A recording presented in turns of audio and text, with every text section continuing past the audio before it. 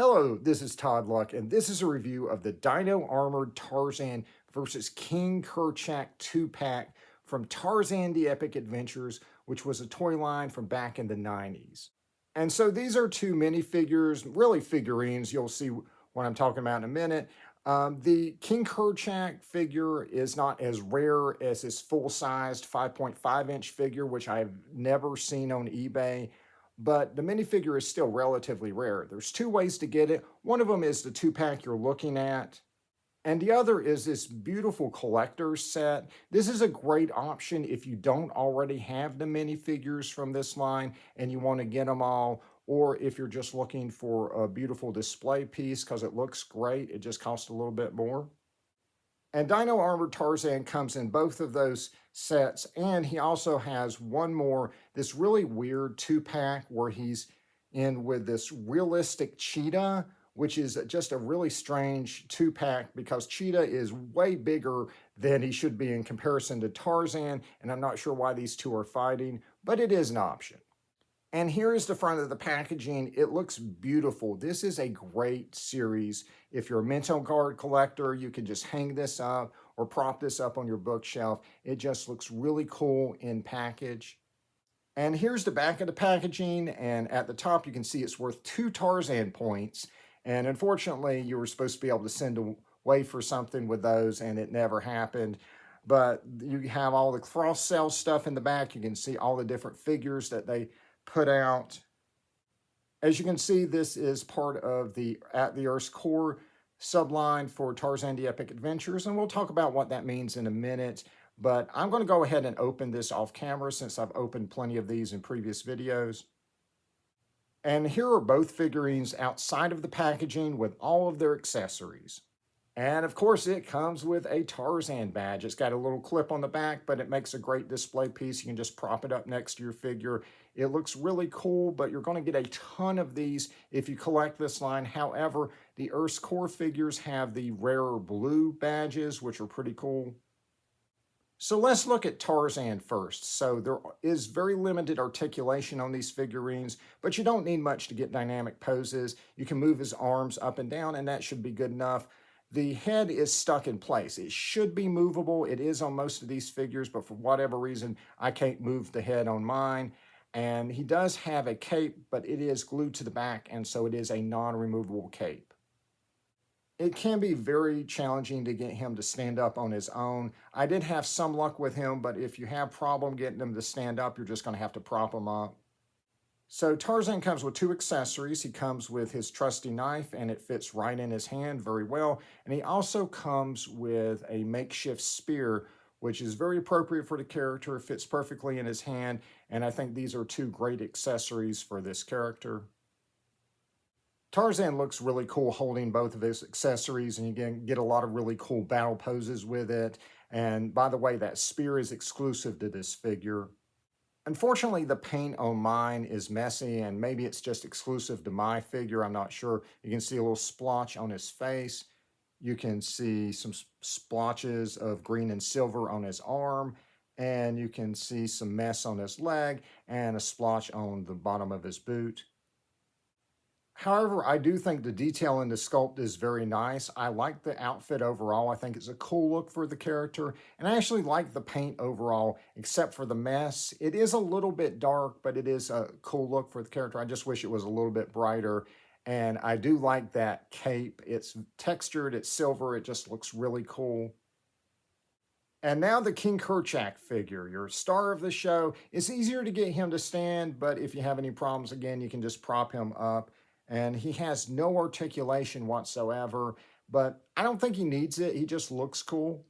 He comes with a weapon that's unique to him, and it fits into his right hand easily, and he holds it well. However, because he has these big, open, oversized hands, he doesn't really hold any other accessories very well from the minifigures. Posing him with the weapon is certainly an option if you want to, but he doesn't need it in my opinion. But don't get me wrong, I think it's a really cool looking weapon. I like it a lot, and the other minifigures in the line hold it perfectly so you can use it with any of the figures you want. King Kerchak's sculpt looks amazing. He's just a really cool looking figure. The paint job is nice and clean and the colors look great. I mean, he's just an awesome looking figure. And I love the detail on his gauntlets. They look very menacing and each gauntlet has a unique sculpt and the cape is nice, but it's a standard sculpt. The cape is glued to his back, but the two pieces on the front that are supposed to hold the cape aren't glued down, so it does look a little funny, and that's really my only complaint. These two figures look good together. Tarzan in his dinosaur hide versus the high-tech cyborg Kerchak. Tarzan is taller than Kerchak, but Kerchak has a wider body, and that makes sense since Kerchak is an ape. You don't need much articulation to make these two look cool. But who are they? Let's start with Tarzan. You know who he is, but what's up with the armor and all this Earth's core stuff?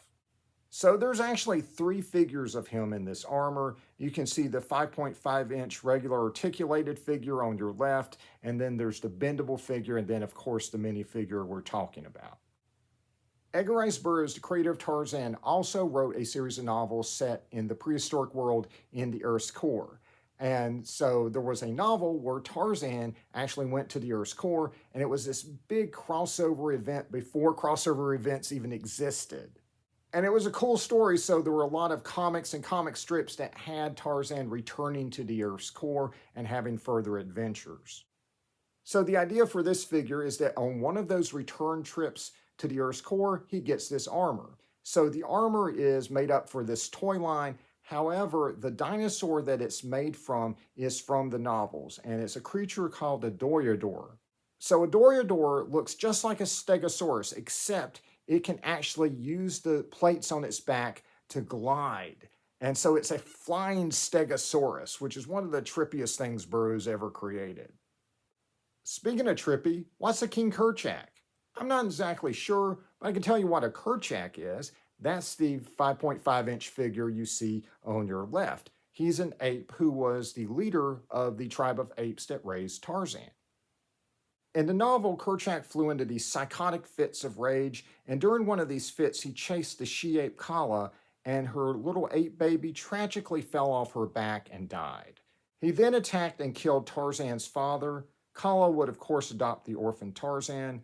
Kerchak and Tarzan would have an antagonistic relationship, leading to Tarzan ultimately killing him in battle and taking over the tribe.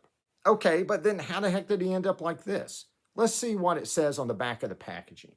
Okay, so King Kerchak, archenemy of Tarzan, ultimate incarnation of evil, with his incredibly powerful biomechanical muscles and enhanced neural implants, King Kerchak is nearly invincible. Still have no idea? Let's see what they said in the commercials at the time. I call the light. I return to destroy you, ape cub. This is Tarzan, the true power of Earth and beyond. At the Earth's core, Tarzan calls the light to battle the fiendish King Kerchak, his horror, and vile mayhem. Only Tarzan has the power. But will good triumph or will evil? Tarzan at the Earth's core with awesome adventure disc. Yeah, I don't know. The Earth's core was ruled by a race of intelligent dinosaurs called the Mahar. Some interpretations of the Mahar show them having advanced technology, so maybe they turned Kerchak into a cyborg to help them rule the Earth's core or something? Personally, I think scientists from Mars may be a more likely suspect. I think Kerchak fits in well with the creatures of Mars that they have in this toy line based on the Barsoom novels by Edgar Rice Burroughs. And I think Kerchak makes a pretty decent looking villain for John Carter of Mars and Dejah Thoraz. As I've said in previous videos, I think the Armored Tarzan variants make for passable Martian warriors.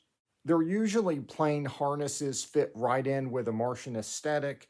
The Dino armor is a little bit different, but it could work. I just think these two figurines look really cool. And if you don't think King Kerchak fits in with your Tarzan stuff, you could always try him with Star Wars figures. He's Darth Kerchak, more machine than ape. So these figurines are far from perfect, but if you're just looking for a cool looking figure to display and add to your collection, I think King Kerchak looks awesome. And if you're completist, you're probably going to want to pick him up at some point. If you just want to get King Kerchak without his weapon, getting him loose on eBay may be the easiest way to go. All right, guys, like and subscribe for more videos. And until next time, see ya.